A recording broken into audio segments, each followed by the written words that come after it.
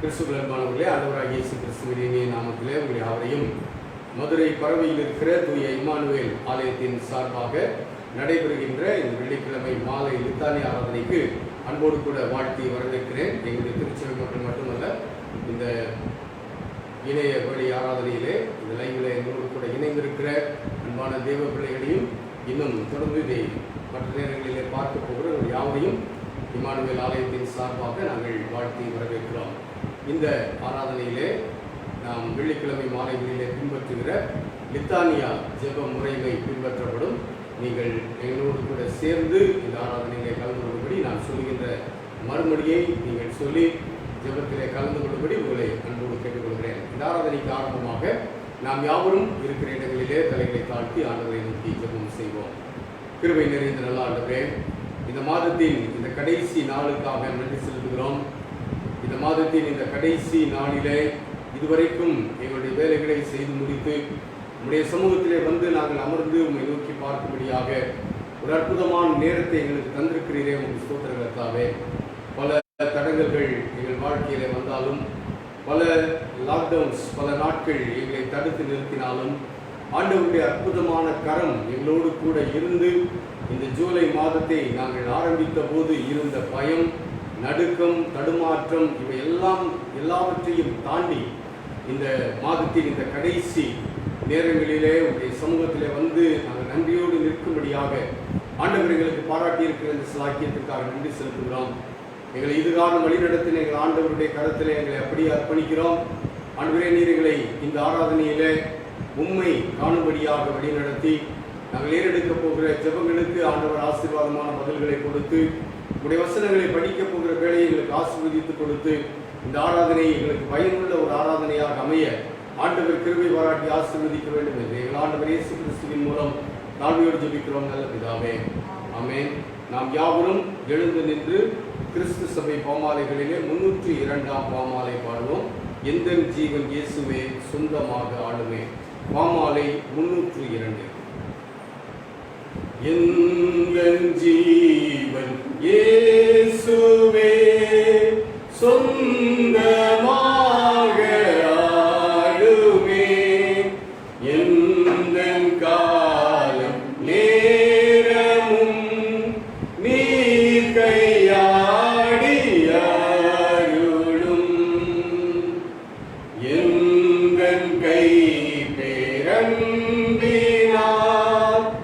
ஏவப்படும் எந்தன் கால் சேவை செய்ய வீரையும் அழகாக விளங்கும். எந்தன் நாவு இன்பமாய் உம்மை பாடவும் என்பாய். மீட்பின் செய்தி கூறவும் ஏதுவாக்கி அருளும். எந்த நாசி தேவரீர் மூற்றுமங்கீகரிப்பீர். புத்தி கல்வி யாவையும் சித்தம் போல் பிரயோகியும். எந்தன் சித்தம் இயேசுவே ஒப்புவித்து விட்டேனே. எந்தன் நெஞ்சில் தங்குவீர் அதை வாழுவீர். திருப்பாதம் பற்றினேன் எந்தன் நேசம் ஊற்றினேன். என்னையே சமூலமாய் தத்தம் செய்தேன் நீக்கமாய். ஜெபம் செய்வோம். லித்தானியா என்கின்ற பொதுவான பிரார்த்தனையை நாம் சேர்ந்து சொல்வோம். நான் சொல்ல சொல்ல நீங்கள் மறுமொழி சொல்லும்படி உங்களை அன்போடு கேட்டுக்கொள்கிறேன். தேவனாகிய பரமபிதாவே, ஏழை பாவிகளாகிய எங்களுக்கு இரங்கும். லோக மீட்பராயிருக்கிற தேவனாகிய குமாரனே, ஏழை பாவிகளாகிய எங்களுக்கு இரங்கும். பிதாவிலும் குமாரனிலும் நின்று புறப்படுகிற தேவனாகிய பரிசுத்தாவியே, ஏழை பாவிகளாகிய எங்களுக்கு இரங்கும். பரிசுத்தமும் ஆனந்தமும் மகிமையும் உள்ள திரித்துவமே, மூவராகிய ஏக தேவனே, ஏழை பாவிகளாகிய எங்களுக்கு இரங்கும். பின்வரும் ஜெபத்தை தொடர்ந்து எங்களுக்கு இறங்கி பொறுத்தருளும் தயவுள்ள கர்த்தாவே என்று மறுபடி சொல்ல உங்களை கேட்டுக்கொள்கிறேன். கர்த்தாவே, எங்கள் குற்றங்களையும் எங்கள் முன்னோர் குற்றங்களையும் நினையாதேயும், எங்கள் பாவங்களுக்கு தக்க தண்டனை செய்யாதேயும். தயவுள்ள கர்த்தாவே, எங்களுக்கு இறங்கி பொறுத்தருளும். மகா விலை உயர்ந்த முதரத்தால் மீட்டுக் கொண்ட உடைய ஜனமாகி எங்கள் மேல் என்றைக்கும் கோபமாயிராமல் இறங்கி பொறுத்தருளும். தயவுள்ள கர்த்தாவே. பின்வரும் ஜெபங்களை தொடர்ந்து எங்களை இரட்சித்தருளும் தயவுள்ள கர்த்தாவே என்று மறுபடி சொல்ல உங்களை தயவாய் கேட்கிறேன். சகல தீமையிலும் ஆபத்திலும் நின்றும், பாவத்திலும் பிசாசின் தந்திரங்களிலும் விரோதங்களிலும் நின்றும், உம்முடைய கோபத்திலும் நித்திய ஆக்கினையிலும் நின்றும் எங்களை இரட்சித்தருளும் தயவுள்ள கர்த்தாவே. இருதய குருட்டாட்டத்தில் நின்றும், அகந்தையிலும் வீண் பெருமையிலும் ஆயத்திலும் நின்றும், பொறாமையிலும் பகையிலும் வன்மத்திலும் சகலவித அன்பு தாழ்ச்சியிலும் நின்றும்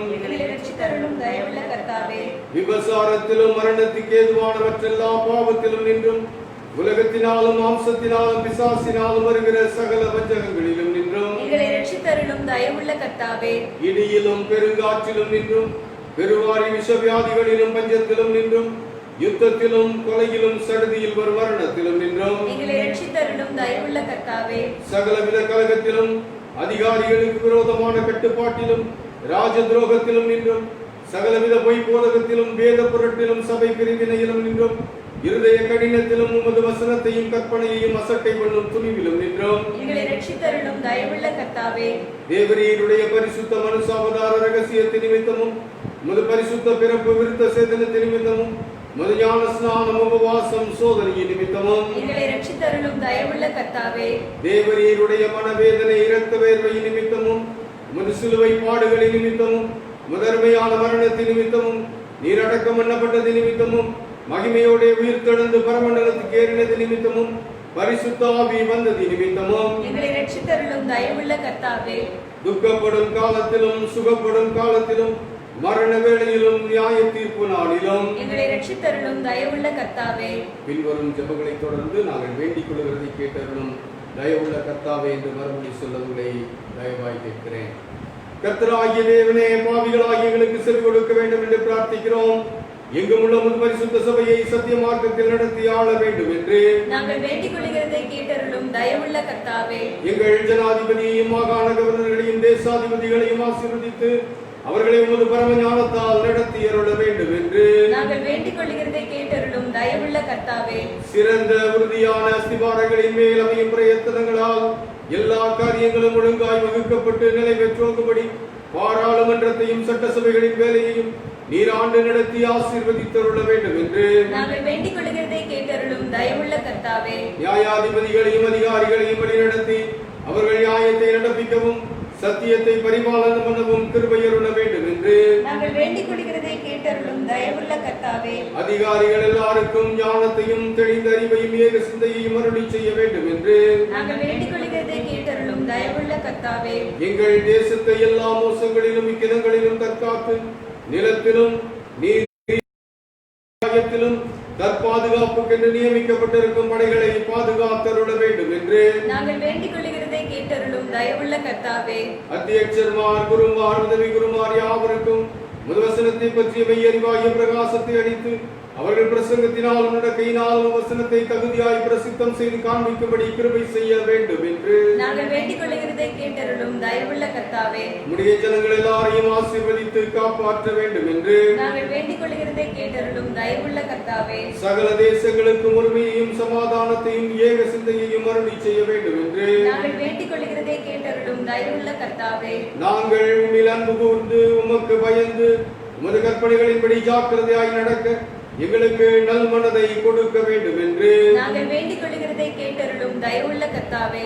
உம்முடைய ஜனங்கள் எல்லாரும் முதவசனத்தை சாந்தமாய் கேட்டு அன்புடனே உட்கொண்டு ஆவியின் கனிகளை கொடுக்கும்படி கிருபையை அதிகமாய் தந்தருள வேண்டும் என்று நாங்கள் வேண்டிக் கொள்கிறதை கேட்டருளும் தயவுள்ள கர்த்தாவே. வழி தப்பி மோசம் போல யாவரையும் சத்திய வழியில் திருப்ப வேண்டும் என்று நாங்கள் வேண்டிக் கொள்கிறதை கேட்டருளும் தயவுள்ள கர்த்தாவே. நிற்கிறவர்களை பலப்படுத்தி மனதூக்கம் இல்லாதவர்களை தேற்றி ஆதரித்து விழுந்தவர்களை கைதூக்கி கடைசியில் சாத்தானை எங்கள் கால்களின் கீழே நசுக்கி போட வேண்டும் என்று நாங்கள் வேண்டிக் கொள்கிறதை கேட்டருளும் தயவுள்ள கர்த்தாவே. மோசத்திலும் வறுமையிலும் துன்பத்திலும் அகப்பட்ட யாவருக்கும் ஆதரவையும் சகாயத்தையும் ஆறுதலையும் செய்ய வேண்டும் என்று நாங்கள் வேண்டிக் கொள்கிறதை கேட்டருளும் தயவுள்ள கர்த்தாவே. நிலத்திலும் நீரிலும் ஆகாயத்திலும் யாத்திரை பண்ணுகிற யாவரையும் பிரசவ வேதனைப்படுகிற ஸ்திரீகள் எல்லாரையும் சகல வியாதிக்காரரையும் குழந்தைகளையும் காப்பாற்றி காவலில் அடைபட்டவர்கள் சிறைப்பட்டவர்கள் யாவருக்கும் இரக்கம் செய்ய வேண்டும் என்று நாங்கள் வேண்டிக் கொள்கிறதை கேட்டருளும் தயவுள்ள கர்த்தாவே.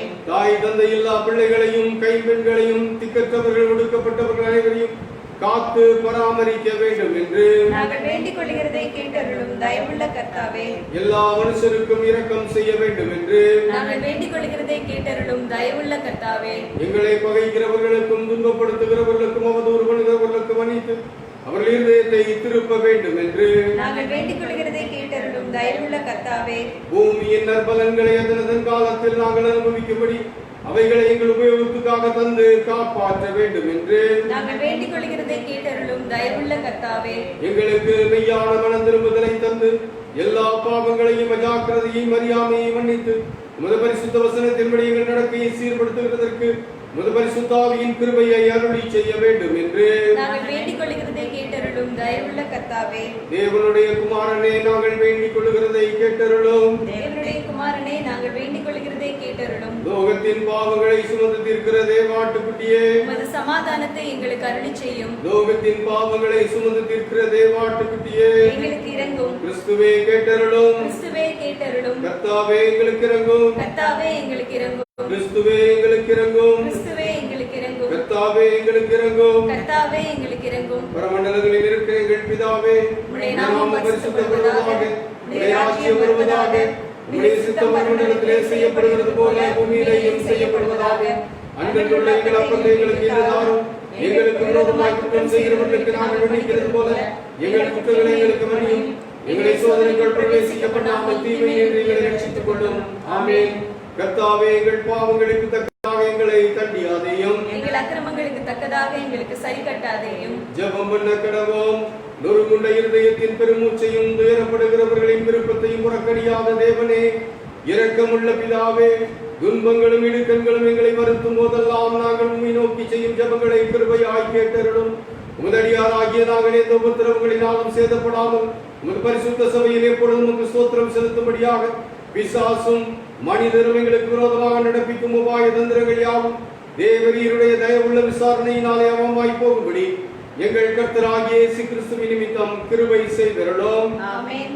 கர்த்தாவே உமது நாமத்தின் நிமித்தம் எழுந்தருளி எங்களுக்கு சகாயம் செய்து எங்களை ரட்சியும். பராபரனே, எங்கள் பிதாக்கள் காலத்திலும் அவர்களுக்கு முந்தின பூர்வ காலத்திலும் தேவரீர் செய்த மகத்தான கிரியைகளை எங்கள் பிதாக்கள் அறிவிக்க எங்கள் காதுகளால் கேட்டோம். கர்த்தாவே உமது மகிமை பிரதாபத்தின் நிமித்தம் எழுந்தருளி எங்களுக்கு சகாயம் செய்து எங்களை ரட்சியும். பிதாவுக்கும் குமாரனுக்கும் பரிசுத்த ஆவிக்கும் மகிமை உண்டாவதாக. ஆதியிலும் இப்பொழுதும் எப்பொழுதுமான சதா காலங்களிலும் மகிமை உண்டாவதாக.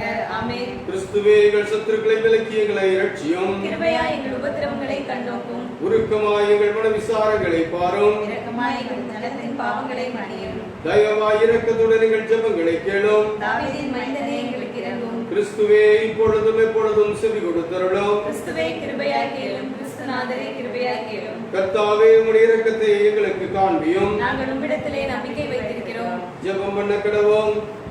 பிதாவே, எங்கள் பலவீனங்களை இரக்கமாய் நோக்கி பார்த்து நியாயமாய் எங்களுக்கு வர வேண்டிய உமது நாமத்துக்கு மகிமை உண்டாக விலக்கி எங்களுக்கு நேரிடும் எல்லா துன்பங்களிலும் நாங்கள் உமது இரக்கத்தை பூரணமாய் நம்பி பற்றிக் கொள்ளவும் உமக்கு கனமும் மகிமையும் உண்டாக எப்பொழுதும் மாசில்லாத பரிசுத்த நடக்கையுள்ளவர்களாய் உம்மை சேவிக்கவும் கிருபை செய்ய வேண்டும் என்று எங்களுடைய மத்தியஸ்தரும் காரியகர்த்தருமாகிய இயேசு கிறிஸ்துநாதர் மூலமாய் மனத்தாழ்மையோட வேண்டிக் கொள்கிறோம். ஆமென். பெருவாரி விஷவியாதிகள் நடமாடும் காலத்தில் செய்ய வேண்டிய ஜெபம் சர்வ வல்லமை உள்ள தேவனே, உம்முடைய ஜனங்கள் வனாந்தரத்திலே மோசேயையும் ஆரோனையும் எதிர்த்து அவர்களுக்கு விரோதமாய் இடம் சாதித்து கலகம் செய்தது நிமித்தம் அவர்கள் மேல் கோபம் கொண்டு வாதையை வரவிட்டு தாவீது ராஜாவின் காலத்திலும் கொள்ளை நோயினாலே 70,000 பேரை சங்காரம் செய்து பின்பு உமது இரக்கத்தை நினைவு கூர்ந்து மற்றவர்களை ரட்சித்தீரே.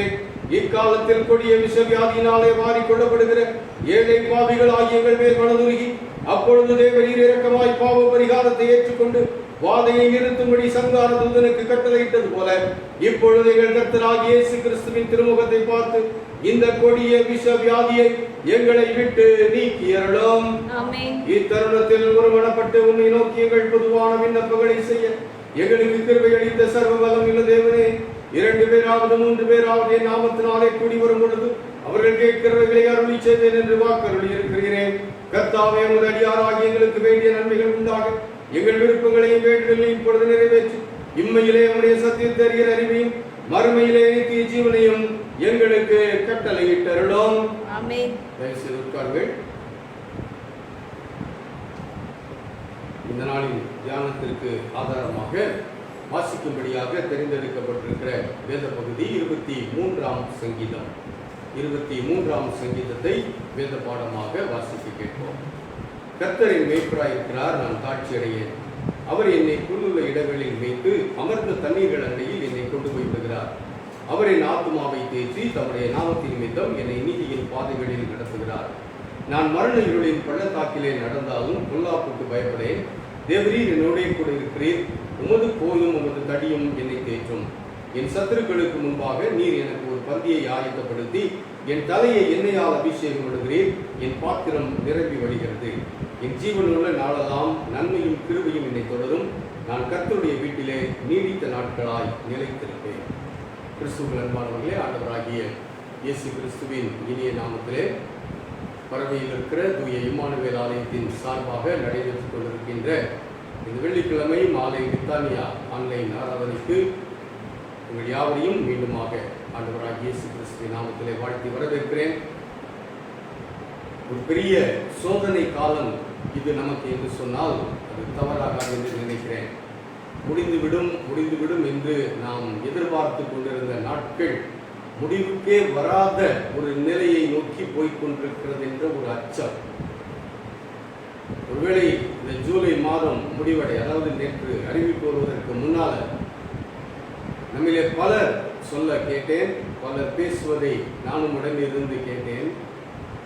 இந்த ஜூலையோடு இந்த லாக்டவுன் நிறைவடைந்துவிடும். அதற்கு பிறகு தளர்வுகள் இருக்கும்.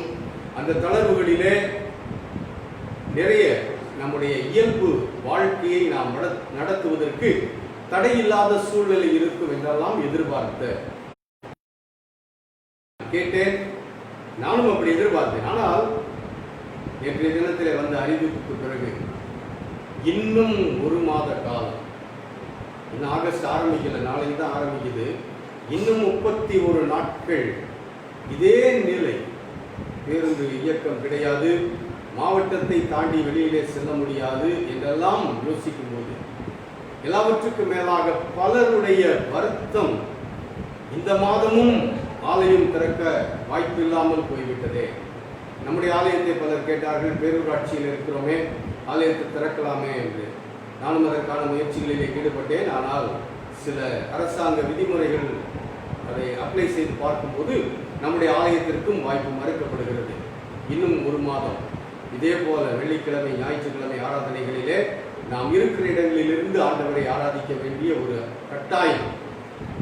ஒருவேளை இப்படிப்பட்ட சூழ்நிலைகள், தளர்வுகள் என்று சில அறிவிக்கப்பட்டிருந்தாலும் நம்முடைய இயல்பு வாழ்க்கைக்கு ஒத்துவரக்கூடிய தளர்வுகள் அநேகம் இல்லை. இதெல்லாம் பார்க்கும்போது மனதளவிலே சோர்ந்து போகிறோம் இல்லையா? இன்னும் எத்தனை காலம்?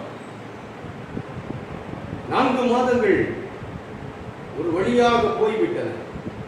இன்னும் 4 மாதங்கள் தாண்டிடுச்சு. ஏறக்குறைய மார்ச் 22 இருந்து ஆரம்பித்த இந்த லாக்டவுன், அந்த மாதத்திலும் ஒரு 3/4 நாட்கள், 4 முழு மாதங்கள்.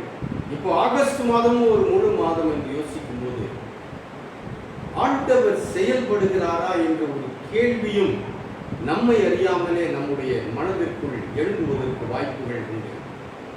ஆண்டவர் இருக்கிறாரா, என்னோடு கூட இருக்கிறாரா, இதுவரைக்கும் ஆண்டவர் இருக்கிறார் என்று நான் ஆணித்தரமாய் சொன்னேன். ஆனால் நடைபெற்றுக் கொண்டிருக்கிற காரியங்களை பார்க்கும்போது யார் யாரோ என்னென்னமோ சொல்லுகிறார்கள்.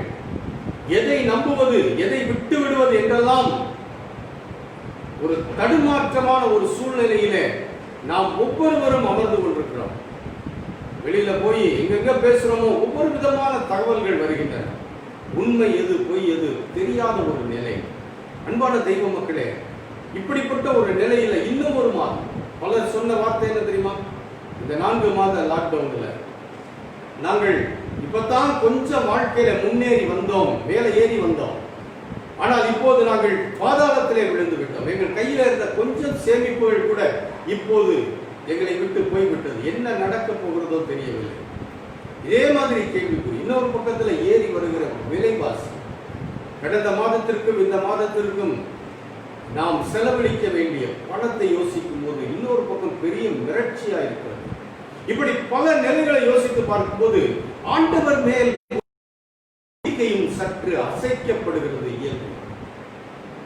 இப்படி நம்பிக்கைகள், விசுவாசங்கள் அசைக்கப்படுகின்ற ஒரு நிலையிலே, வாழ்க்கையின் தாறுமாறான சூழ்நிலைக்கு மத்தியிலே ஆண்டவர் இன்னும் என்னை கைவிடாமல் இருக்கிறாரா, ஆண்டவர் இன்னும் என்னோடு கூட இருக்கிறாரா என்ற பலவிதமான கேள்விகள் மனதிலே எழும்பி நம்மை அசைத்துக் கொண்டிருக்கிற சூழ்நிலையிலே, ஒருவேளை வீட்டுக்குள்ள உடைந்து போன சூழ்நிலையில உட்கார்ந்து பேசுகின்ற பேச்சுகள் என்ன, இன்னும் எத்தனை நாட்கள், இன்னும் எப்படி நம்ம வாழ போகிறோம், எப்படி பொருள்களை வாங்க போகிறோம் என்றெல்லாம் தடுமாற்றத்தோடு ஒரு இருண்ட சூழ்நிலையிலே ஆண்டவர் இன்னும் என்னை நடத்துவாரா, அந்த ஆண்டவரால் இன்னும் என்னை நடத்த முடியுமா என்ற பல தயக்கங்களோடு அமர்ந்திருக்கிற அன்பான தெய்வ மக்களே, ஆனானப்பட்டவங்களே அசைச்சிருச்சு இல்லையா? வெறும் பணக்காரர்கள் என்று நம்ம நினைச்சிட்டு இருக்கிறோம். அவங்க வாயிலிருந்து என்ன வார்த்தைகள் வருகின்றன? 4 மாதங்கள், இன்னும் எவ்வளவு நாட்கள் இந்த நிலை நீடிக்க போகிறதோ? தொழில் பாதிப்படைந்து கொண்டிருக்கிறது, வருமானம் இல்லை. நாங்கள் பலருக்கு சம்பளம் கொடுக்க வேண்டும். சம்பளத்துக்கு வேலைக்கு போறவங்க என்ன சொல்றாங்க? எங்களுக்கு சம்பளங்கள் குறைக்கப்பட்டு விட்டது, வேலை நேரம் குறைஞ்சதுனால எங்களுக்கு சம்பளம் குறைக்கப்பட்டு விட்டது. எனக்கு தெரிஞ்ச ஒரு புரோட்டா மாஸ்டர், அவர் சொன்னாரு, 8 மணிக்கு கடை அடைத்து விட்டு செல்ல வேண்டும், 7:30 மணிக்கெல்லாம் கல் அணைக்கிறோம், வழக்கமாக 12 மணி வரைக்கும் இருப்போம், சம்பளம் குறைக்கப்பட்டு விட்டது, பகல் நேரத்தில் வேற ஏதாவது ஒரு வேலை கிடைச்சாதான் எங்க வாழ்க்கையை நாங்கள் நடத்த முடியும். என்ன எத்தனை அசைக்கக்கூடிய சூழ்நிலைகள் இருக்கின்றன. ஒருவேளை அப்படிப்பட்ட ஒரு நிலையில் இன்றைக்கு இந்த லைவ் ஆராதனையில் அல்லது இந்த ஆராதனை நீங்க பார்த்த ஆராதனையின் செய்தியை நீங்க கேட்டுக்கொண்டிருக்கலாம். ஒருவேளை நீங்க விசுவாசத்திலே ஊறினவர்களாக இருக்கலாம், ஆனாலும் விசுவாசம் அசைக்கப்பட்டது போன்ற ஒரு நிலையில உட்கார்ந்து இருக்கிறீங்க இல்லையா? ஆண்டவர் இன்னும் செயல்படுகிறாரா? இன்னும் என் வாழ்க்கையை அவர் கட்டி நிமிர்க்க முடியுமா? எல்லாமே போயிடுச்சுன்னு போல ஒரு நிலை இருக்குதே. அன்பான தெய்வ மக்களே, நமக்கு நன்றாய் தெரிந்த சங்கீதம், திரும்ப திரும்ப நம்ம படித்து படித்து மகிழ்ந்த சங்கீதம், 23வது சங்கீதம். ஆண்டவர் என் மேய்ப்பராக இருந்து என்னை நடத்துகிறார். இந்த சங்கீதத்தில் எத்தனை செய்திகளை கேட்டிருக்கலாம். இன்றைக்கும் ஆண்டவர் இந்த சங்கீதத்தின் 4வது வசனத்தை தான் நம்முடைய தைரியத்திற்காக முன்வைக்க விரும்புகிறார். நான் மரண இருளின் பள்ளத்தாக்கிலே நடந்தாலும் பொல்லாப்புக்கு பயப்படேன், தேவரீர் என்னோட கூட இருக்கிறீர், உமது கோலும் உமது தடியும் என்னை கேட்கும். நான் மரண இருளின் பள்ளத்தாக்கிலே நடந்தாலும், என் அன்பான தெய்வ மக்களே, இன்னைக்கு நம்ம வாழ்க்கை அப்படித்தானே தெரியுது. மரண இருளின் பள்ளத்தாக்கின் அனுபவம் போல ஒரு இருண்ட சூழ்நிலையிலே நம்முடைய வாழ்க்கை போய்கொண்டிருக்கிறதே. இந்த பாதையும் தேவன் நடத்துகின்ற பாதை என்ற நம்பிக்கையை மனதிலே பதிக்கின்ற வசனம் இந்த வசனம். ஆண்டவர் இப்படி தன்னுடைய வேதத்தில் இருக்கிற வசனங்களின் வழியாக நம்மை பேசி தைரியப்படுத்துகிறாரே. அப்படி இந்த நாளிலே உடைந்து போயிருக்கிற நிலையில் இருக்கிற நமக்கு அவர் கொடுக்கிற தைரியம் என்ன தெரியுமா? மரண இருளின் பள்ளத்தாக்கிலே நடந்தாலும். சொல்றதுக்கு தான் கொஞ்சம் தயக்கமா இருக்கு இல்லையா? மரண இருளின் பள்ளத்தாக்கிலே ஏன் நடக்கணுங்கிறது நம்முடைய கேள்வி. ஏன் ஆண்டவர் இத்தகைய பாதைகளிலே என்னை நடத்த வேண்டும் என்பது நம்முடைய கேள்வி. நம்முடைய பார்வையெல்லாம், நம்முடைய சிந்தனை எல்லாம் ஆண்டவர் நம்மை அருமையான பாதைகளிலேயே நடத்தி கொண்டு போக வேண்டும் என்று. 1வது 2வது வசனத்தை படிக்கும் போது எவ்வளவு சந்தோஷம் இல்லையா? 2வது வசனத்தை படிக்கும் போது எவ்வளவு ஆனந்தம். அவர் என்னை புல்லுள்ள இடங்களில் வைத்து அமர்ந்த தண்ணீர்கள் அண்டையில் கொண்டு போய் விடுகிறார். ஆண்டவரே, என் வாழ்க்கை பூரா இப்படி ஒரு புல்லுள்ள இடமும் அமர்ந்த தண்ணீரும் எனக்கு கிடைப்பது போன்ற ஒரு அற்புதமான சூழ்நிலை இருந்து விட்டார் என்பதுதானே நம்முடைய வாஞ்சை. என் வாழ்க்கையில் இப்படியே இருக்கணும். அவர் என்னை புல்லுள்ள இடங்களிலேயே மேய்த்துக் கொண்டு இருக்க வேண்டும். அப்பதான் அவர் நல்ல மேய்ப்பர். எத்தனை மேய்ப்பர் பாடல் பாடுகிறோம். மேய்ப்பர் என்னை நடத்துகிறார் என்று பாடுகிறோம் இல்லையா? என்ன உற்சாகத்துல பாடுறோம்? அவர் என்னை அமர்ந்த தண்ணீரண்டையும் பசும்புல் மேய்ச்சலிலும் என்னை நடத்துகிறார். எனக்கு ஒரு குறைவும் இல்லை. இந்த 1வது வசனமும் 2வது வசனமும் நம்முடைய வாழ்க்கையை நிமிர்த்தி நிற்க வைக்கின்ற வசனங்களாய் அமைந்திருக்கின்றன. இந்த வசனத்தை சொல்லும் போது, இந்த வசனத்தை எழுதி வைத்து நம்ம மகிழும் போது என்ன நினைக்கிறோம்? இந்த ஆண்டவர் என் மேய்ப்பராக என்றென்றும் என்னை நடத்துகிறவராக எனக்கு இருக்கிறார். ஆகையினால எனக்கு எந்த குறைவும் இல்லை. அன்பான தெய்வ மக்களே, எனக்கு ஒரு குறைவும் இல்லை. குறைவில்லாதபடி என்னை நிறைவாய் நடத்துகின்ற அதே மேய்ப்பன் தான் மரண இருளின் பள்ளத்தாக்கின் பாதையிலும் நடத்துகிறார் என்ற ஒரு உண்மை நமக்கு சொல்லிக் கொடுக்கப்படுகிறது. நம்ம என்ன நினைச்சிரோம் தெரியுமா? ஒருவேளை இப்படி மரண இருளின் பள்ளத்தாக்கின் பாதைகள், அதாவது இப்ப நம்ம நடந்து போய் கொண்டிருக்கிறோம் இல்லையா, இது ஒரு மாதிரி மரண இருள். கொஞ்சம் இருமல் வந்துருச்சுன்னா, ஏதோ குறையேறி இருமல் வந்துருச்சுன்னா கூட, ஒரு 2 இருமல் தொடர்ந்து வந்துச்சுன்னா நம்ம சிந்தனை எங்க போயிருக்கு? ஐயோ, இந்த இருமல் கொரோனாவுக்கு கொண்டு போயிருமோ? ஒன்றும் இல்லை, கொஞ்சம் வெயிலில் அலைஞ்சிட்டு வந்தோம், உடல்ல கொஞ்சம் சூடு இருக்குது. இந்த வெப்பமானி வச்சு சூடு பார்க்குறாங்க இல்லையா? திடீர்னு ஒரு இடத்துக்கு போறீங்க, போற இடத்துல பார்க்குறாங்க, நீங்க வெளியில நல்ல வெயிலில் அலைஞ்சிருக்கிறீங்க, அந்த சூடு அந்த வெப்பமானியில தெரிஞ்சிருச்சுன்னு வச்சுக்கிடுவோம். ஒரு 100 டிகிரி அதில் காட்டிருச்சுன்னா வராத கொரோனா வந்துருச்சுன்னு நினைச்சு செத்து போவோம் இல்லையா? எவ்வளவு பயம். கொஞ்சம் தொண்டை வறண்டுருச்சுன்னா, 2 தடவை அப்படி வறண்ட தொண்டையா இருக்கும். யாராவது நம்ம பக்கத்தில் இருக்க பார்த்தோம்னா அடிக்கடி தொண்டை வறண்டதோ, இந்த கேள்வியை கேட்ட உடனே நமக்கு எங்கெங்கேயோ சிந்தனை போயிடும்.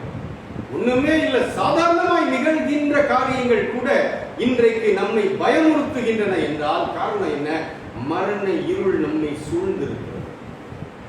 டிவியை பார்த்து பார்த்து அங்க சாவு, இங்க சாவு, கடைசியில அங்க இருந்துச்சு, இங்க இருந்துச்சு, சென்னையில இருந்துச்சு, சென்னையை சுற்றியுள்ள மாவட்டங்கள்ல இருந்துச்சு, அப்படி இப்படி பேசிக்கிறோம். கடைசியில இன்னைக்கு நம்ம பக்கத்து வீடு வரைக்கும் வந்துருச்சு இல்லையா? மரண இருள் நம்மை சூழ்ந்திருப்பது போன்ற ஒரு நிலையில இன்றைக்கு வாழ்ந்து கொண்டிருக்கிறோம். இந்த வசனம் இன்றைய சூழ்நிலையில நமக்கு மிக பொருத்தமான தேவையான வசனம். மரண இருளின் பள்ளத்தாக்கு. ஆங்கில மொழிபெயர்ப்பை நம்ம படித்தோமானால் இந்த வசனத்துக்கு இன்னொரு தெளிவான ஒரு விளக்கத்தை நாம் புரிந்து கொள்ள முடியும். மரண இருளின் பள்ளத்தாக்கின் நிழல் என்ற ஒரு பதம் ஆங்கில மொழிபெயர்ப்பில் கொடுக்கப்பட்டிருக்கிறது. Walk through the valley of the shadow of death. அந்த நிழல் என்கின்ற ஒரு பதம் ஆங்கில மொழியாக்கத்திலே கொடுக்கப்பட்டிருக்கிறது. நம்மை மரணம் அடைய செய்யக்கூடிய சூழ்நிலையில மரண பயத்தை நமக்கு உருவாக்கக்கூடிய நிழல் நிஜமாகாது இல்லையா? அப்ப இது நிஜமல்ல, இது நிழல். என்ன நிழல்? என்னை மரணத்தின் அந்த பள்ளத்தாக்கிற்கு கொண்டு போய் வைத்து என்னை பயமுறுத்துகின்ற நிழல். நிழல் தான் இன்னைக்கு பல நேரங்களில் நமக்கு பயம். நம்ம கூடவே வருகிற நிழலை பார்த்து எத்தனை நேரம் பயந்துருக்கிறோம். நல்லா இருக்கும்போது பயப்பட மாட்டோம், வீர பேசுவோம்.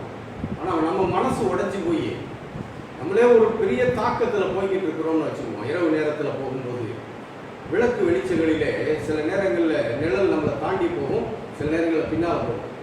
ஏதோ ஒரு நம்ம இந்த உலகத்திலே இல்லை நடந்து போய்கிட்டு இருக்கிறோம், அதாவது சிந்தனையில திடீர்னு அப்படி ஒரு நிழல் முன்னால போயிட்டு வந்துச்சுன்னா அந்த நிழலே நம்மை பயமுறுத்துகிறது இல்லையா?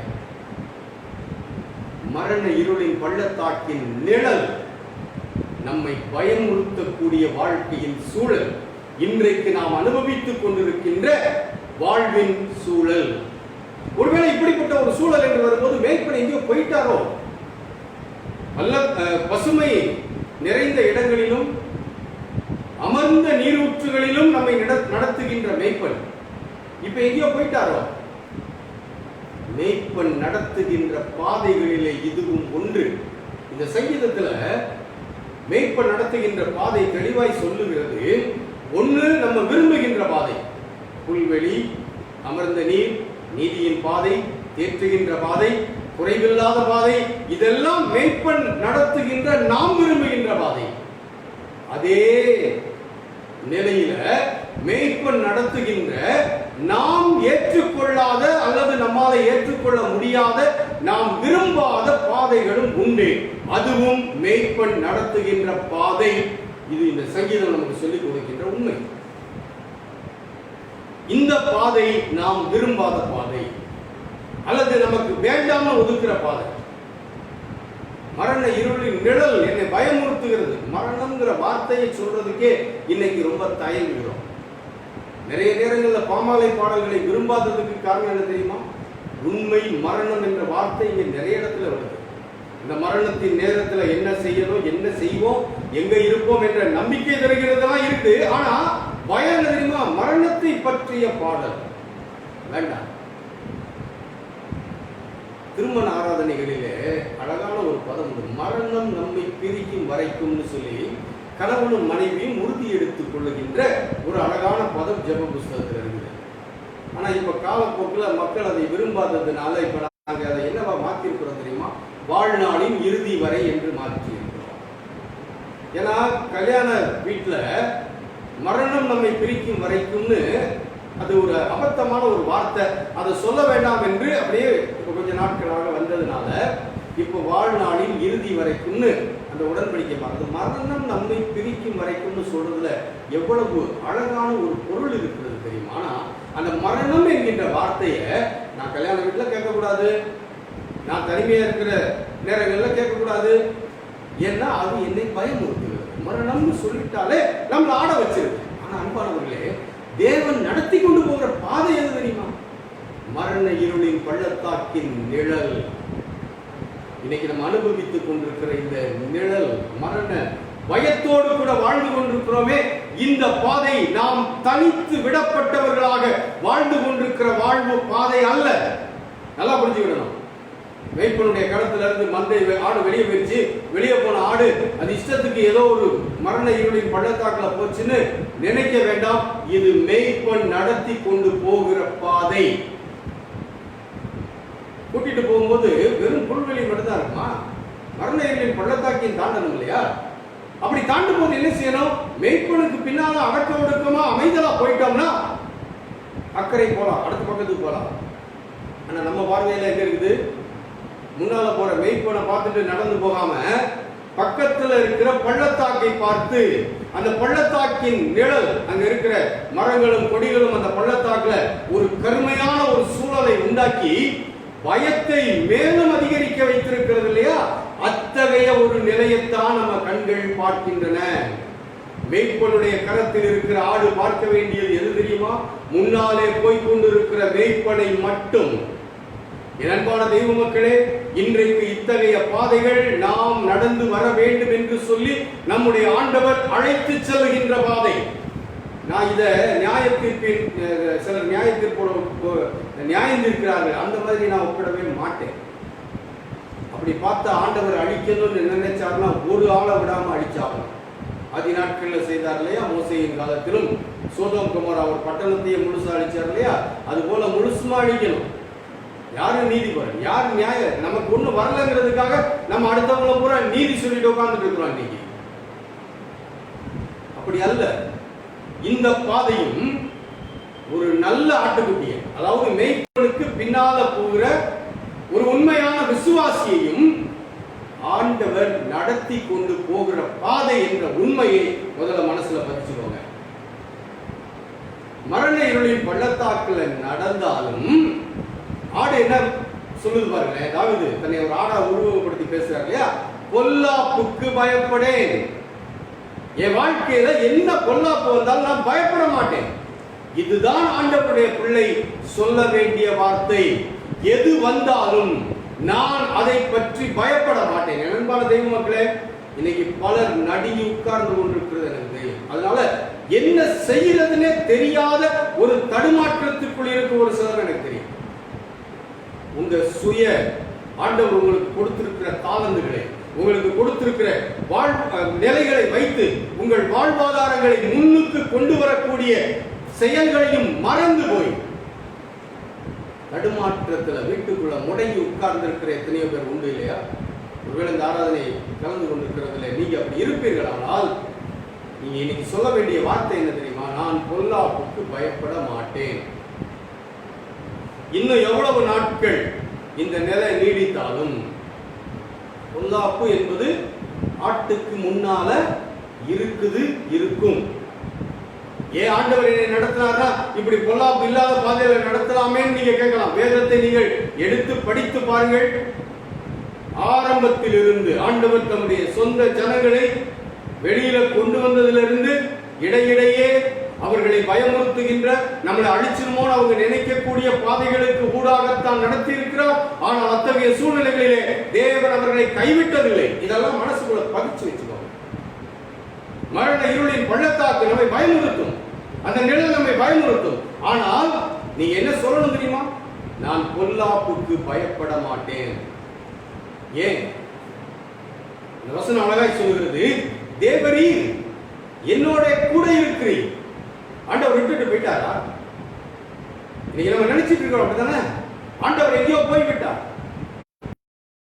அவர் பார்த்து வேடிக்கை பார்த்து கொண்டிருக்கிறார் என்பது போலலாம் நினைக்க தோன்றுச்சு இல்லையா? எங்க இருக்கிறார் ஆண்டவர்? உங்களை பயமுறுத்தி கொண்டிருக்கிற சூழ்நிலை கூட நீங்க நடந்து போறீங்க இல்லையா? அப்போது தேவரீர் என்னோட கூட இருக்கிறீர். உங்களை விட்டு அவர் விலகல, உங்களை விட்டு அவர் விலக முடியாது. அவர் உங்களோட கூட இருக்கிறார். 32வது சங்கீதத்துல 18வது வசனம் வாசிக்கிறேன். தமக்கு பயந்து தமது கிருபைக்கு காத்திருக்கிறவர்களின் ஆத்துமாக்களை மரணத்திற்கு விலக்கி விடுவிக்கவும். யாருக்கு கூட இருக்கிறார் என்று பாடுகிறது இல்லையா ஒரு ஆட்டுக்கூட்டம்? நீங்களும் நானும் விசுவாசிகள், ஆண்டவருடைய பிள்ளைகள். நமக்கு அவர் எப்படி இருக்கிறாரா? தமக்கு பயந்து, அதாவது மேய்ப்பனுக்கு பின்னால மேய்ப்பனின் சத்தத்தை மட்டும் கேட்டு அவருடைய அடியவர்களாய் பின்தொடர்கின்ற மக்கள் மரண இருளின் பள்ளத்தாக்கு பயமுறுத்துகின்ற அந்த சூழலுக்கு ஊடே ஆண்டவரால் நடத்தப்பட்டாலும் பொல்லாப்புக்கு பயப்பட வேண்டிய அவசியம் இல்லை. ஏனென்றால் கூட இருக்கிற ஆண்டவர் என்ன பண்றாரா? தமக்கு பயந்து தமது கிருபைக்கு காத்திருக்கிறவர்களின் ஆத்துமாக்களை மரணத்திற்கு விலக்கி விடுவிக்கவும். அடுத்த வசனம், பஞ்சத்தில் அவர்களை உயிரோடே காக்கவும். இன்னைக்கு நம்ம பயமெல்லாம் இருந்தாங்க. பொருளாதார நெருக்கடி வந்துவிட்டால், விலை கொண்டு போகிறது, பஞ்சம் வந்துவிட்டால் நான் எப்படி வாழ்வேன், என்ன செய்வேன்? உங்களோடு கூட ஆண்டவர் இருக்கிறாரே. உங்களோடு கூட இருக்கிற ஆண்டவர் என்ன செய்வார் தெரியுமா?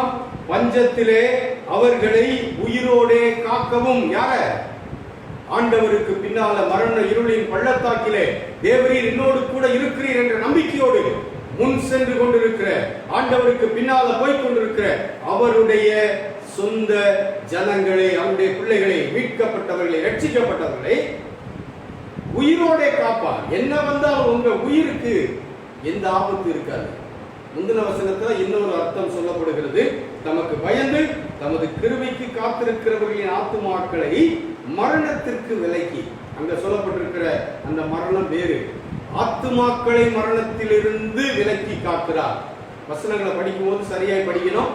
இங்க உயிரோடு அவங்களை காக்கிறத சொல்லல, ஆத்துமாக்களை காக்கிறார். அப்படின்னா நீங்க உங்களுடைய ஆத்துமாவை நித்திய அழிவுக்கு உட்படுத்தி விடாதபடிக்கு விசுவாசத்தை நீங்கள் காத்து ஆண்டவருடைய பிள்ளைகளாக நித்திய ராஜ்யத்திற்கு எடுத்துக்கொள்ளப்படுவதற்கு உங்களை நடத்துகிறார். யார?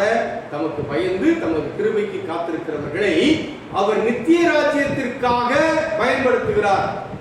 அவங்க அவங்க ஆத்துமா அழியாதுன்னு அங்க சொல்லுகிறார். அடுத்த வசனத்தில் என்ன சொல்றாரு? பஞ்சத்திலே அவர்களை உயிரோடு காக்கவும். இது அடுத்த உலகத்திலே வாழுகின்ற நமக்கு கிடைக்கின்ற பாதுகாப்பு. ஆக இந்த 2 வசனங்களிலே 2 பாதுகாவலை சொல்லுகிறார். நித்திய வாழ்வையும் குறிப்பிடுகிறார். இந்த உலகத்திலே நாம் போராட்டங்கள், வேதனைகள் எல்லாம் இருந்தால் பஞ்சம் வராமல்னு சொல்லல. நல்லா கவனிக்கலாம். நீங்க நம்ம விருப்பம்லாம் என்ன தெரியுமா? என் கூட ஆண்டவர் இருக்கிறாரே, என் கூட இருக்கிற ஆண்டவர் எனக்கு பஞ்சம் வராத ஒரு நிலையை கொடுக்கணுமே. வசனம் என்ன சொல்லுகிறது? பஞ்சத்திலே உங்களை காக்க. அப்ப பஞ்சம் வரும். அந்த பஞ்சம் வரும்போது அந்த பஞ்சத்திலே ஆண்டவர் உங்களை மரணம் அடையாமல் உயிரோடு காப்பாற்றுவார். காப்பாற்றுவதற்கு கர்த்தருடைய கண் அவர்கள் மேல் நோக்கமாய் இருக்கிறது. யாரை பார்த்துக்கிட்டு இருக்கிறாரு? யாரு அவருடைய கைக்குள்ளே பாதுகாப்பாக அவருடைய மந்தையின் ஆடாக ஆண்டவருடைய பிள்ளையாக அவர் சத்தம் கேட்டு வாழ்ந்து கொண்டிருக்கிறோமோ, நம்மை அவருடைய கண் பார்த்து கொண்டே இருக்கிறது. எதுக்கு? பஞ்சத்திலே நம்மை உயிரோடு காப்பாற்றுவதற்கு. பொல்லாப்புக்கு பயப்படேன் என்று பாடினாரே, எந்த பொல்லாப்பு? இன்னைக்கு நம்மளை அழித்து விடும் என்று நாம் நினைத்துக் கொண்டிருக்கிறோமே. ஒன்று சரீர பிரகாரமான அல்லது உணவு பொருளாதார ரீதியான எந்த பொல்லாப்பாய் இருந்தாலும் அதிலிருந்து நம்மை உயிரோடு காப்பாற்றுவதற்கு கர்த்தருடைய கண் நம் மேலே நோக்கமாய் இருக்கிறது. என் அன்பான தெய்வ மக்களே, யாருமே என்னை பார்க்கல, யாருக்குமே என் வேதனை தெரியாது, என் வீட்டுக்குள்ள நானும் என் குடும்பமும் பட்டு கொண்டிருக்கிற கஷ்டம் யாருக்குமே தெரியாது என்று நினைச்சிட்டு இருக்கிறீங்களோ, இந்த வசனம் என்ன சொல்லுகிறது பாருங்க. நீங்க அவருடைய பிள்ளைகளாக இருப்பீர்களானால், நீங்க அவருடைய இரத்தத்தினாலே கழுவப்பட்டு மீட்பு பெற்றவர்களாக இருப்பீர்களானால் பஞ்சத்திலே உங்களை உயிரோடு காப்பாற்றுவார். இன்னும் எத்தனை நாள் இது போனாலும், இன்னும் எத்தனை காலங்கள் இது போனாலும் பயப்படாதீங்க, உங்களை உயிரோடு காப்பாற்றுவார். காப்பாற்றுவதற்காக அவருடைய கண் உங்க மேல இருக்குது. உங்களை யாருமே பார்க்கல நீங்க நினைச்சிட்டு இருக்கிறீங்க இல்லையா? உங்க வீட்டுக்குள்ள அவருடைய கண் உங்களை பார்த்துக்கிட்டு இருக்குது. நீங்க அழுகிறத பார்க்குது, நீங்க வேதனைப்படுவதை பார்க்கிறது, நீங்க பேசுவதை அவருடைய காது கேட்கிறது. இங்க உலாவி கொண்டிருக்கிறவருடைய கண் உங்களை பஞ்சத்துல உயிரோட காப்பாற்றும். தேவரீர் என்னோடு கூட இருக்கிறேன். என்ன அழகான நம்பிக்கையிலே தாவீது ராஜா பாடுகிறார். என் அன்பான தெய்வ மக்களே, இம்மானுவேல் ஆலய அங்கத்தினர்களே, இன்னும் எத்தனை காலம் இந்த வேதனை என்ற கவலையோடு வேதனையோடு உட்கார்ந்து இருக்கிறீங்க இல்லையா? இந்த கவலையிலிருந்து எந்திரிங்க. அழகாய் அமைதலாய் ஆண்டவருக்கு பின்னால அவரை பின்தொடர்ந்து செல்வதற்கு ஆயத்தமாகுங்கள். மரண இருளின் பள்ளத்தாக்கிலே நடந்தாலும் பொல்லாப்புக்கு பயப்பட வேண்டிய அவசியமே இல்லை. எதுக்குமே பயப்படாதீங்க. இருமல் வந்தா பயப்படாதீங்க, சளி பிடிச்சா பயப்படாதீங்க. கூட யார் இருக்கா? பஞ்சத்திலே உயிரோடு காப்பதற்காக அவருடைய கண் உங்கள் மேல் நோக்கமாய் இருக்கிறதே. தேவரீர் என்னோடு கூட இருக்கிறேன். எப்படி இருக்கிறாரு? உங்க வீட்டுக்குள்ள உங்களை பார்த்துக்கிட்டு இருக்கிறார். நீங்க உடைந்து போய் உட்கார்ந்து இருக்கிறீங்க இல்லையா? அந்த உடைந்து போன சூழ்நிலையிலும் அவருடைய கண் உங்களை பார்த்துக்கிட்டு இருக்கு. ராத்திரி தூக்கம் வராம அழுதுட்டு இருக்கிறீங்க இல்லையா? பிள்ளைகள் எல்லாம் தூங்கிக்கிட்டு இருக்குது. இவங்களை எப்படி நான் கரை சேர்ப்பேன், எப்படி நாளைக்கு உள்ள பிரச்சனையை சந்திப்பேன், அழுதீங்க இல்லையா? இன்னைக்கு அழுகிறதுக்கு ஆயத்தமாக இருக்கிறீங்களோ? உங்க அழுகையை அவர் கண் பார்த்து கொண்டிருக்கிறது. பிள்ளை அழுதா பெற்றோர் சும்மா இருக்குமா? இருக்க முடியுமா? அவருடைய பிள்ளை நீங்க அழும்போது அவரால் சும்மா இருக்க முடியுமா? அன்பானவர்களே, தைரியமாக அதை இதையும் பார்த்து அவங்க சொல்றது இவங்க சொல்றதை பார்த்து நீங்க மனம் தளர்ந்து போக வேண்டாம். இந்த மாதத்தை இந்த கடைசியோடு எல்லாமே மாறிடும்னு நினைச்சீங்க. ஆனா ஒன்றும் மாறல, எல்லாம் அப்படியே இருக்குது. இன்னும் ஒரு மாதம் எப்படி போக போகிறது? பயம் வேண்டாம். மரண இருளின் நிழல் தேவன் நடத்துகின்ற பாதை. ஒருவேளை அது நமக்கு பிடிக்காத பாதை, ஒருவேளை நமக்கு அது ஏற்றுக்கொள்ள முடியாத ஒரு பாதை. ஆண்டவர் என்னை நடத்துறார் அப்படின்னா எனக்கு அவர் சுகமான பாதையில தான் நடத்தணும்னு நம்ம கேட்கலாம், இயல்பு. ஆனால் தேவன் நடத்துகின்ற பாதைகளிலே நாம் விரும்பாத, நாம் ஏற்றுக்கொள்ள முடியாத மரண இருளின் பள்ளத்தாக்கின் பாதையில் உண்டு என்பதை மறந்துடாதீங்க. அந்த பாதையில பொல்லாப்பை கண்டு நாம் பயப்பட வேண்டிய அவசியம் இல்லை. ஏனென்றால் தேவன் நம்மோடு கூட இருக்கிறார். நமக்கு பயந்து தமது கிருபைக்கு காத்திருக்கிறவர்களுடைய ஆத்துமாக்களை நித்திய ராஜ்யத்திற்கு நம்மை கொண்டு போவதற்கும் பஞ்ச காலத்திலே உயிரோடு காப்பதற்கும், இந்த உலகத்திற்குள்ளே நம்மை உயிரோடு வாழ வைப்பதற்கும் அவருடைய கண் நம் மேலே நோக்கமாக இருக்கிறது. அப்படிப்பட்ட நிலையிலே ஆண்டவர் நம்மை பார்த்து கொண்டு நம்மோடு கூட இருக்கிறார். தேவரீ என்னோட கூட இருக்கிறேன். என்ன அழகான வசனம் இல்லையா? என்ன அழகான சங்கீதம் இல்லையா? இந்த சங்கீதத்தை, இந்த வசனம் தருகிற நம்பிக்கையை, இந்த வசனம் தருகிற தைரியத்தை, ஆண்டவர் நம்மை விட்டு விலகாமல் கூட இருக்கிறார் என்ற அந்த பாடத்தை இன்றைக்கு படித்திருக்கிற நீங்கள், இனி வருகிற நாட்கள் எவ்வளவு கொடிதான நாட்களாக இருந்தால் இந்த வசனத்தை சொல்லி சொல்லி தைரியமா முன்னோக்கி போங்க. உங்களை பார்த்து கொண்டிருக்கிற தேவனுடைய கண் பஞ்சத்திலே உங்களை உயிரோடு காக்கும். இந்த நம்பிக்கையோடு கூட ஆண்டவர் கொடுத்திருக்கிற வாழ்வை தைரியமாய் முன்னெடுத்து செல்ல ஆண்டவர் உங்களுக்கு கிருபை செய்து உங்களை ஆசீர்வதிப்பாராக. ஆமென். நாம் யாவரும் எழுந்து நின்று 131ஆம் கிறிஸ்தவ கீர்த்தனை பாடுவோம். இது காணிக்கை நேரம். காணிக்கைகளை எடுத்து வைத்துக் கொள்ளுங்கள். அடுத்து நீங்கள் ஆலயத்திற்கு வரும்போது இந்த காணிக்கைகளை எங்கள் ஆலயத்திலே செலுத்தும்படி உன்னை கேட்டுக்கொள்கிறேன். நீ உனக்கு சொந்தமல்லவே, மீட்கப்பட்ட பாவி, நீ உனக்கு சொந்தமல்லவே. 131ஆம் கிறிஸ்தவ கீர்த்தனை. நீயுனக்கு சொந்தமல்லவே, மீட்கப்பட்ட பாவி, நீயுனக்கு சொந்தமல்லவே, நீயுனக்கு சொந்தமல்லவே, நீ மகன் கிறிஸ்து நாதகே சொந்தம், நீயுனக்கு சொந்தமல்லவே.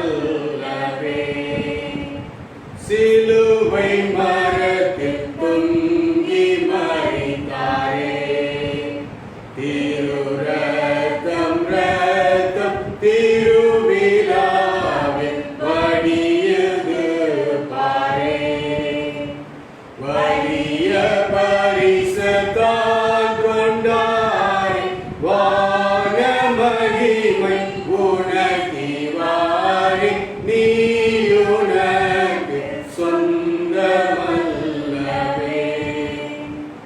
இந்த நன்றியை மறந்து போனாயோ, இயேசுவை விட்டு எங்கேயாகிலும் மறைந்து திரிவாயோ, சந்ததமுன இதயங்காயமும் சாமி கிறிஸ்தினுடையதல்லவோ, நீ உனக்கு சொந்தமல்லவே.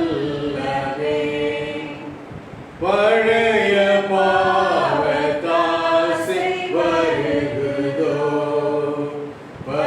பசாசின் மேலே பட்சம் உனக்கு திரும்ப வருகுதோ, அழியும் நிமிஷத்தாசை காட்டிய அக்கினி கடல் தள்ளுவானே, நீயுனக்கு சொந்தமல்லவே.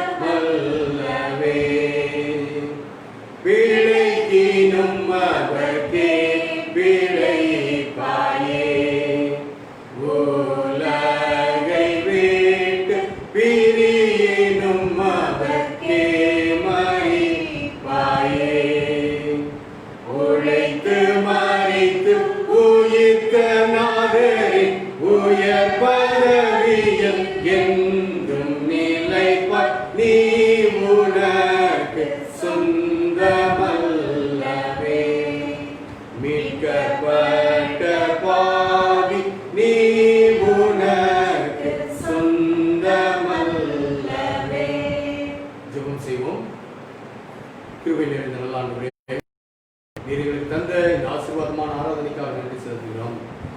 சோர்ந்து போயிருக்கிற எங்களுக்கு இன்னொரு மாதம் இதே ஊரடங்கு நீடிக்கின்றது என்ற செய்தியை கேட்டு நடுங்கி போயிருக்கிற எங்களுக்கு வேத வசனத்தில் இருந்து நீர் எங்களுக்கு இந்த நாளிலே தந்த தைரியம் மிகுந்த உடைய வார்த்தைகளுக்காக, எங்களை தைரியப்படுத்தி நிலைநிறுத்துகின்ற உடைய வசனத்திற்காக நன்றி செலுத்துகிறோம்.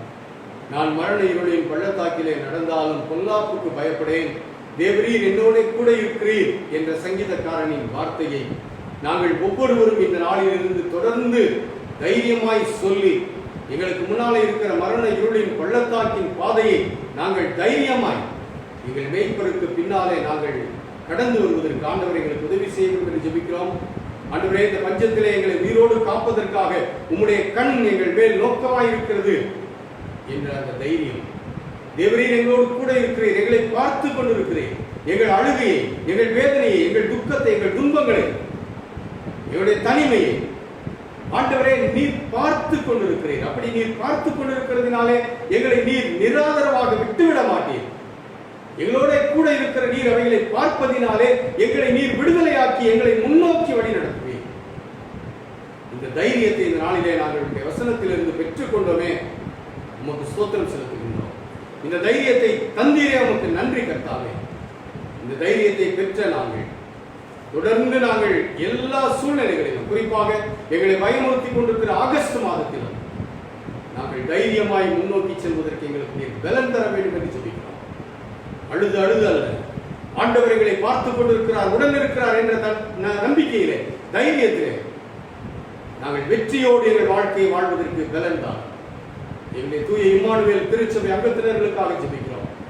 சிறு பிள்ளைகளிலிருந்து வயது முதிர்ந்தவர்கள் வரைக்கும் மரண இருளின் பள்ளத்தாக்கிலே நடந்தாலும் பொல்லாப்புக்கு பயப்பட தேவரீர் என்னோடு கூட இருக்கிறீர் என்று தைரியமாய் வாழ்க்கையை முன்னெடுத்து செல்ல ஒவ்வொருவருக்கு கிருபைதான். ஒன்றுமே இல்லை என்று அழுகிறவர்களுக்கு பஞ்சத்திலே உயிரோடு காப்பாற்றுவதற்கு உம்முடைய கண் அவர்கள் மேல் வைக்கப்பட்டிருக்கிறது என்ற அந்த நம்பிக்கையிலே உம்மை நோக்கி பார்த்து தங்கள் அழுகைகளை மாற்றி முன்னோக்கி செல்வதற்கு நீர் பலன் தர வேண்டும் என்று ஜெபிக்கிறோம். எங்கள் திருச்சபை மக்கள் மட்டுமல்ல ஆண்டவரே, இந்த ஆன்லைன் ஆராதனையிலே கலந்து கொண்டிருக்கிற ஒவ்வொருவருக்கும் அப்படிப்பட்ட கிருபையை பரத்திலிருந்து நீர் கொடுக்க வேண்டும் என்று ஜெபிக்கிறோம். அவர்கள் எங்கிருந்தாலும், எந்த சூழ்நிலையில் இருந்தாலும், எப்படிப்பட்ட பாடுகள் நிறைந்த பாதையிலே அவர்கள் நடந்து போய் கொண்டிருந்தாலும் ஆண்டவரே, நீர் அவர்களை இந்த தைரியம் மிகுந்த வார்த்தையை கொடுத்து கூட இருக்கிறீர், பார்த்து கொண்டிருக்கிறீர் என்ற நம்பிக்கையிலே அவர்கள் தொடர்ந்து முன்னோக்கி வருவதற்கு வேண்டிய பலனை கொடுக்க வேண்டும் என்று ஜெபிக்கிறோம். இந்த ஆராதனையிலே ஆண்டவர் எங்களை தைரியப்படுத்தியிருக்கிறேன். தொடர்ந்து ஆண்டவரே, நீர் எங்களுக்கு கொடுக்க போகிற புதிய ஆகஸ்ட் மாதத்தை நாங்கள் எதிர்நோக்கி இருக்கிறோம்.